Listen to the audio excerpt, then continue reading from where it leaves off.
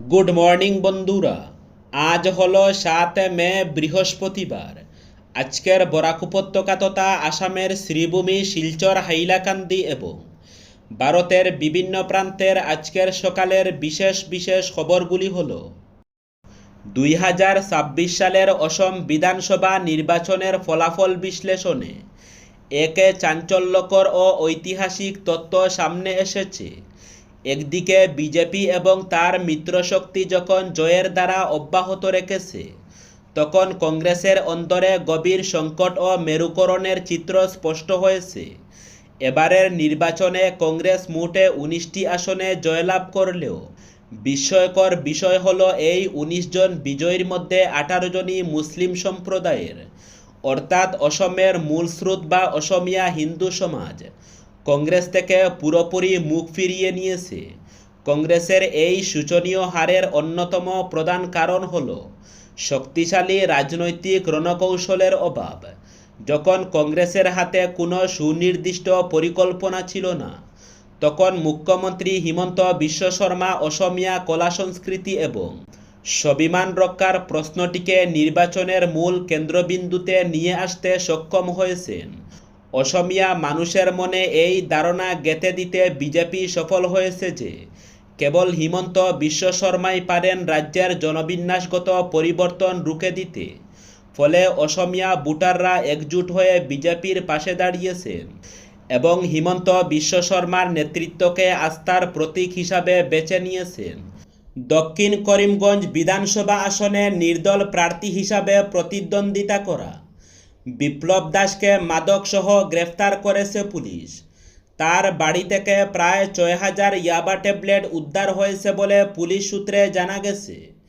বুধবার গোপন সূত্রে প্রাপ্ত তথ্যের ভিত্তিতে থানার ওসি আনন্দ মেদির নেতৃত্বে একটি পুলিশ দল অভিযান চালায়। অভিযানে বিপ্লব দাসের বাড়িতে তল্লাশি চালিয়ে কয়েক লক্ষ টাকার আনুমানিক 6,000 ইয়াবা ট্যাবলেট উদ্ধার করা হয়। উল্লেখ্য, বিপ্লব দাস আগে পঞ্চায়েত নির্বাচনে কংগ্রেসের প্রার্থী হিসাবে জেলা পরিষদ আসনে প্রতিদ্বন্দ্বিতা করেছিলেন। রাজনীতি ও সমাজসেবার সঙ্গে যুক্ত একজন ব্যক্তির বিরুদ্ধে এ ধরনের অবৈধ মাদক ব্যবসায় জড়িত থাকার অভিযোগে নিলামবাজার এলাকায় ব্যাপক চাঞ্চল্য সৃষ্টি হয়েছে। ঘটনাকে কেন্দ্র করে এলাকায় নানা জল্পনা কল্পনা চলছে। পুলিশ জানিয়েছে, এই মাদক চক্রের সঙ্গে আর কারা জড়িত রয়েছে তা খতিয়ে দেখতে তদন্ত অব্যাহত রয়েছে। অ্যাকশন শুরু। রান্নার গ্যাস সিলিন্ডার সরবরাহে হেরাফেরি করলেই জেলে পাঠানো হবে। বিধায়ক নির্বাচিত হওয়ার দুদিনের মাথায় এমন হুঙ্কার দিলেন কমলাক্ষ দে পুরকাইস্ত। বুধবার কালাইন ইন্ডিয়ান গ্যাস এজেন্সিতে গিয়ে এমন হুঙ্কার দেন তিনি। এই গ্যাস এজেন্সির বিরুদ্ধে দীর্ঘদিন থেকে নানা অভিযোগ উত্থাপন হয়ে আসছিল। পক্ষকালের মধ্যে সবকিছু স্বাভাবিক করতে বেঁধে দিয়েছেন সময়সীমা। কালাইন ইন্ডিয়ান গ্যাস এজেন্সি অনিয়মিত গ্যাস সিলিন্ডার সরবরাহকে কেন্দ্র করে দীর্ঘদিন থেকে হয়রানির শিকার হয়ে আসছেন গ্রাহকরা। বস্তুত এই গ্যাস এজেন্সি অনিয়মিত সরবরাহের জন্য রান্নার গ্যাসের কৃত্রিম সংকটে কালাইন এলাকা।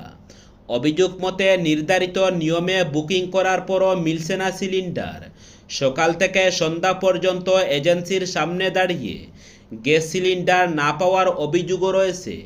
গ্রাহকদের সিলিন্ডার না দিয়ে ডেলিভারি দেখানোর মতো গুরুতর অভিযোগও রয়েছে। রাস্তার পাশে খালি সিলিন্ডার লাইন করে রেখে তীর্থের কাকের মতো গ্রাহকদের অপেক্ষা করার দৃশ্য দেখা গেছে। এসব গুচ্ছ অভিযোগকে কেন্দ্র করে সংবাদ শিরোনামেও দখল করে এই এজেন্সি।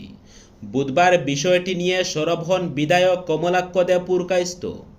পশ্চিমবঙ্গের বিজেপি নেতা শুভেন্দু অধিকারীর ব্যক্তিগত সহকারী চন্দ্রনাথ রথকে মধ্যমগ্রামে গুলি করে হত্যা করা হয়েছে। বিধানসভা নির্বাচনে বিজেপির ঐতিহাসিক জয়ের দুদিন পরই এই ঘটনা ব্যাপক চাঞ্চল্যের সৃষ্টি করেছে। পুলিশ জানিয়েছে, উত্তর 24 পরগনা জেলার মধ্যমগ্রাম বিধানসভা এলাকায় চন্দ্রনাথকে দুবার গুলি করা হয়। তার সঙ্গে থাকা আরেক ব্যক্তি আহত হন এবং তাকে হাসপাতালে ভর্তি করা হয়েছে। প্রাথমিক তথ্য অনুযায়ী ঘটনায় গুলি বিনিময় হয়েছিল এবং অন্তত 4 রাউন্ড গুলি করা হয়। গুরুতর আহত চন্দ্রনাথকে দ্রুত স্থানীয় হাসপাতালে নিয়ে যাওয়া হয় এবং সেখানেই তাকে মৃত বলে ঘোষণা করা হয়। হামলাকারীদের পরিচয় এবং সঠিক ঘটনার ক্রম এখনও স্পষ্ট নয়। পুলিশ তদন্ত শুরু করেছে। এই হামলার ফলে রাজ্যে রাজনৈতিক উত্তেজনা আরও বাড়তে পারে বলে মনে করা হচ্ছে। জানা গিয়েছে, ভবানীপুরের জয়ী প্রার্থী শুভেন্দু অধিকারীর অন্তত ঘনিষ্ঠ ছিলেন এই চন্দ্রনাথ। বিগত 5 বছর ধরে তিনি শুভেন্দুর সব কাজকর্মের দায়িত্বে ছিলেন। পশ্চিমবঙ্গে নতুন বিজেপি সরকার আগামী 9 মে শপথ গ্রহণ করবে।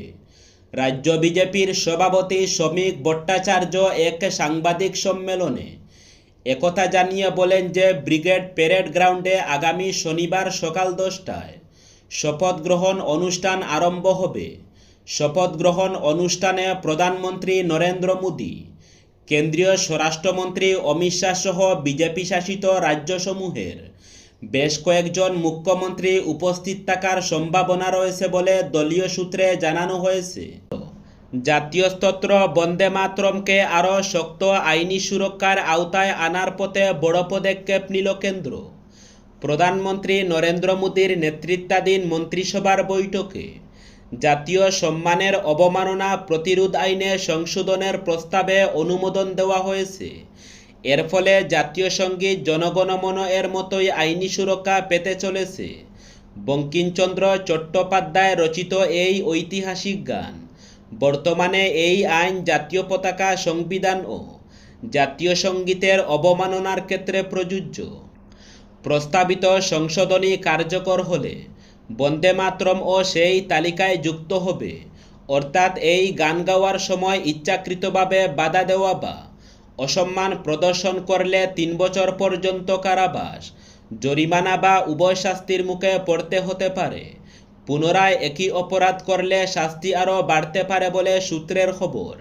আসাম বিধানসভা নির্বাচনে 2,66,191 জন ভোটাররা নোটাতে ভোটদান করেছে।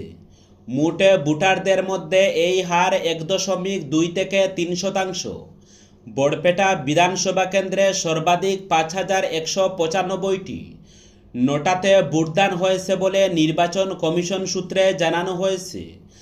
উল্লেখ্য, নির্বাচন অনুষ্ঠিত হওয়া 126টি বিধানসভা কেন্দ্রের সবকটিতে নোটাতে ভোটদান হয়েছে বলে কমিশন সূত্রে জানানো হয়েছে। 2 নম্বর খবরটি হল, এবারের অসম বিধানসভা নির্বাচনে জয়ী প্রার্থীদের ঘিরে ফের সামনে এলো রাজনীতিতে অপরাধের উপস্থিতির প্রশ্ন। নির্বাচন পর্যবেক্ষক সংস্থা এডিআর এবং অসম ইলেকশন ওয়াচের প্রকাশিত রিপোর্ট এক কথায় তাক করে দেওয়ার মতো। তাদের প্রতিবেদন অনুযায়ী রাজ্যের 126 জয়ী প্রার্থীদের মধ্যে 21 জনের বিরুদ্ধে ফৌজদারি মামলা রয়েছে। এর মধ্যে 19 জন বিধায়কের বিরুদ্ধে গুরুতর অপরাধের অভিযোগ রয়েছে। খুনের চেষ্টা, নারী সংক্রান্ত অপরাধ, দুর্নীতি এবং একাধিক জমিন অযোগ্য দ্বারায় মামলা এই তালিকায় অন্তর্ভুক্ত। রিপোর্টে উল্লেখ করা হয়েছে 3 জন বিধায়কের বিরুদ্ধে খুনের চেষ্টার মামলা এবং 2 জনের বিরুদ্ধে নারী নির্যাতন সংক্রান্ত অভিযোগ রয়েছে। যদিও 2021 সালের নির্বাচনের তুলনায় অপরাধমূলক মামলার হার কিছুটা কমেছে, তবুও সংখ্যাটা এখনও উদ্বেগজনক বলেই মনে করছে বিশ্লেষক মহল। দলভিত্তিক পরিসংখ্যানেও এই চিত্র স্পষ্ট। কংগ্রেসের জয়ী প্রার্থীদের মধ্যে প্রায় 47% বিরুদ্ধে ফৌজদারি মামলা রয়েছে।